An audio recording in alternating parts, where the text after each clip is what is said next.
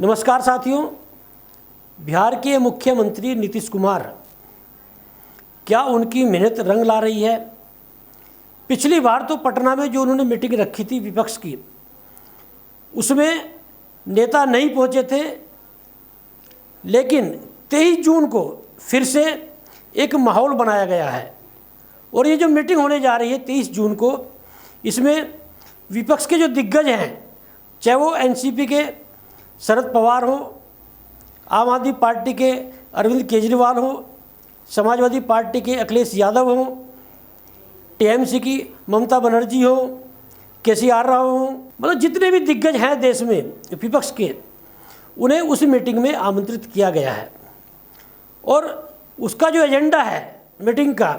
वैचारिक एकता का नाम दिया गया है विपक्ष की एकता को। और ये बोला है कि भारतीय जनता पार्टी के सामने जो विचार है, जो वैचारिक दल हैं, जो भारतीय जनता पार्टी से अलग हटकर हैं, उन्हें सारे दलों को मिलाकर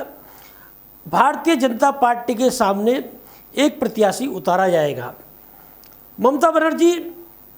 ये इसमें एक राय बहुत जो है नीतीश कुमार ने जैसे बोला है, एक राय ये बनी है कि जिस प्रदेश में जिस पार्टी का होल्ड होगा या वो पार्टी मजबूत होगी, उसे लीड करने के लिए दिया जाएगा। जैसे बिहार में राजद और जदयू लीड कर रही हैं, उन्हें मौका मिलेगा। उत्तर प्रदेश में समाजवादी पार्टी मजबूत है, समाजवादी पार्टी को मौका मिलेगा। पश्चिमी बंगाल में टीएमसी को मौका मिलेगा। और जैसे जहाँ जहाँ पर कांग्रेस की सरकार है, जैसे राजस्थान है, हिमाचल प्रदेश है, मध्य प्रदेश में कांग्रेस का होल्ड माना जाता है, मतलब जहाँ जहाँ पर कांग्रेस का होल्ड है वहाँ पर कांग्रेस को लीड करने का मौका मिलेगा। ऐसे में प्रश्न ये उठता है कि अरविंद केजरीवाल, आम आदमी पार्टी, जो दिल्ली में खुद जो है कांग्रेस उनका विरोध कर रही है, और अजय माकन जो पूर्व केंद्रीय मंत्री हैं, उनके आवास को लेकर, फिजूल खर्ची को लेकर उन्होंने LG-VK सक्सेना जो है दिल्ली में, उन्हें पत्र लिखा। और भारतीय जनता पार्टी ने तो 45 करोड़ की फिजूल खर्ची का आरोप अरविंद केजरीवाल पर लगाया था, लेकिन अजय माकन ने 171 करोड़ का फिजूल खर्ची का आरोप अरविंद केजरीवाल पर लगाया। और जब ये अरविंद केजरीवाल अध्यादेश के खिलाफ कांग्रेस से मीटिंग की, तो सबसे पहले विरोध दिल्ली के जो नेता हैं, स्थानीय नेता, चाहे अजय माकन हो या दूसरे नेता हों या देवेंद्र यादव हों, तो इन लोगों ने अरविंद केजरीवाल का साथ देने से मना किया। ऐसे में ये प्रश्न उठता है कि अरविंद केजरीवाल शामिल होंगे। जैसे ममता बनर्जी ने जब 200 सीट देने का ऑफर कांग्रेस को दिया था, तो कांग्रेस ने भी पश्चिमी बंगाल में लड़ने की बात कही थी, और पश्चिमी बंगाल में कांग्रेस का ठीक ठाक जनाधार माना जाता है। ऐसे में प्रश्न ये उठेगा कि विपक्ष ने जो इसमें ये जो वैचारिक एकता की बात की जा रही है, इसमें विपक्ष ने महंगाई मुद्दा लिया है, कानून व्यवस्था ली है, भ्रष्टाचार लिया है, और जो इस समय जो जाति धर्म के नाम पर भारतीय जनता पार्टी ने जो माहौल बना रखा है, वह मुद्दा लिया है। ऐसे में प्रश्न ये उठता है, जो क्षेत्रीय दल हैं वह कांग्रेस को कैसे सीट देंगे, या कांग्रेस जहाँ पर मजबूत स्थिति में है वह क्षेत्रीय दलों को कैसे सम्मान देगी। ऐसे में प्रश्न ये उठता है कि नीतीश कुमार ने भले ही इस विपक्ष की एकता को कांग्रेस की अगुवाई में लड़ाई लड़ने की बात कही हो, भले ही नीतीश कुमार लंबे समय से इस विपक्ष की एकता की कवायद में लगे हुए हों, लेकिन यदि नीतीश कुमार की खुद की विश्वसनीयता पर बात करें, तो नीतीश कुमार एक नहीं 2-3 बार जो हैं वो एनडीए में गए, भारतीय जनता पार्टी से मिले, और जब नीतीश कुमार देश का विपक्ष का सबसे मजबूत चेहरा माने जाते थे, जब राजद के साथ में मिलकर सरकार बनाई थी, और किन्हीं मुद्दों को जब विवाद हुआ था इस सरकार से पहले, तो नीतीश कुमार फिर से भारतीय जनता पार्टी की गोद में जा बैठे थे। वह समय था नीतीश कुमार के पास में अपने को विपक्ष का सबसे मजबूत नेता दिखाने का। यदि उस समय नीतीश कुमार मोह माया छोड़कर, मुख्यमंत्री पद छोड़कर उस समय ऐलान कर देते कि हम लोग चुनाव में जाएंगे, यदि राजद जो है हमसे सहमति नहीं रखती है, राजद को किसी मामलों को लेकर विवाद है, हम भारतीय जनता पार्टी के साथ कतई नहीं जाएंगे, तो नीतीश कुमार की यदि बात करें आप, नीतीश कुमार ने एक बहुत बड़ा नारा इस भारतीय जनता पार्टी और आरएसएस के खिलाफ दिया है। समाजवाद के प्रणेता नेता डॉक्टर राम मनोहर लोहिया ने पंडित नेहरू के समय में गैर कांग्रेसवाद का नारा दिया था और डॉक्टर राम मनोहर लोहिया के गैर कांग्रेसवाद के नारे की तर्ज पर नीतीश कुमार ने गैर संघवाद का नारा दिया और गैर संघवाद का नारा देने के बावजूद नीतीश कुमार भारतीय जनता पार्टी की गोद में जा बैठे और जिन 2014 में जिन नरेंद्र मोदी का खुलकर विरोध किया था नीतीश कुमार ने, उन्हीं नरेंद्र मोदी के प्रधानमंत्री बनने के बाद, एनडीए में शामिल होने के बाद इन्हीं नीतीश कुमार ने बोला था कि कोई नहीं है टक्कर में। जो व्यक्ति, जो नेता मोदी को लेकर बोलता है कोई नहीं है टक्कर में, वही व्यक्ति आज विपक्ष की लामबंदी कर रहा है। वही व्यक्ति आज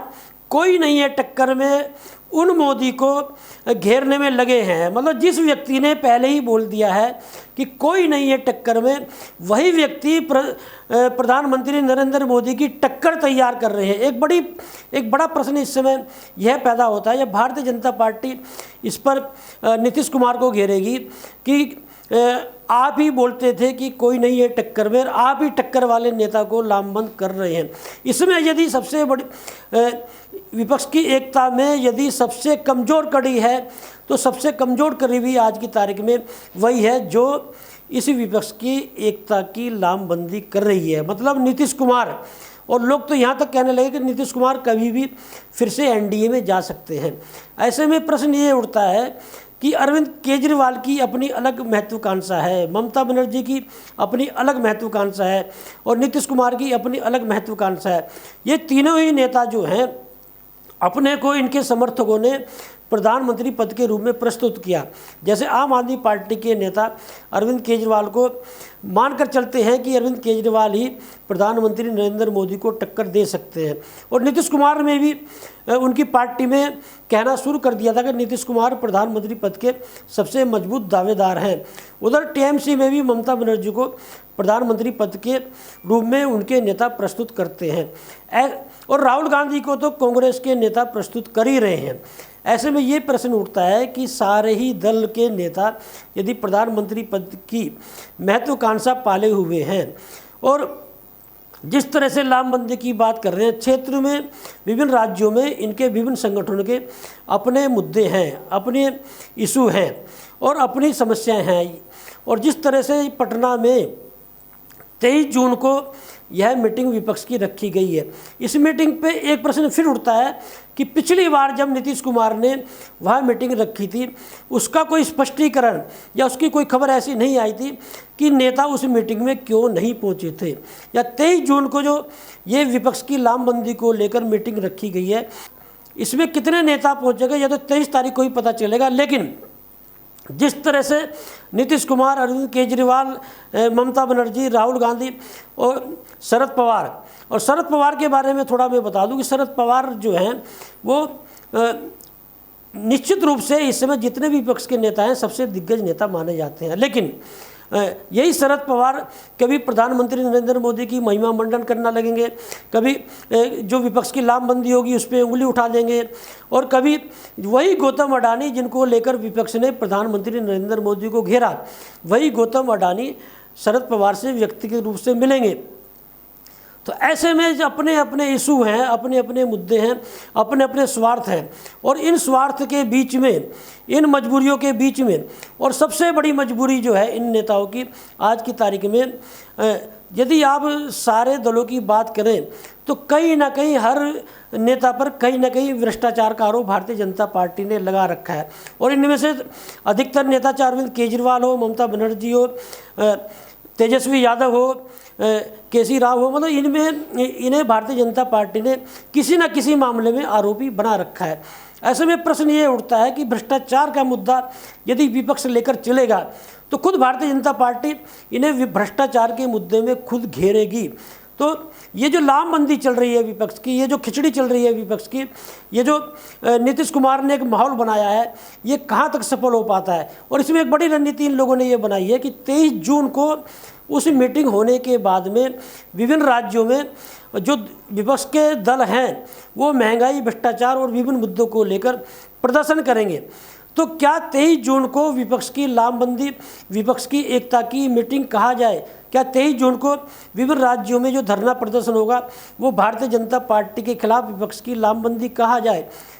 विपक्ष की लामबंदी, विपक्ष की एकता क्या रूप लेती है? लेकिन यदि आज की बात करें तो आज जो है विपक्ष जो है वो काफ़ी अलग थलग दिखाई दे रहा है, काफ़ी कमज़ोर दिखाई दे रहा है। हालांकि अभी समय है चुनाव में, अब देखना ये होगा कि नीतीश कुमार की ये जो कवायद है ये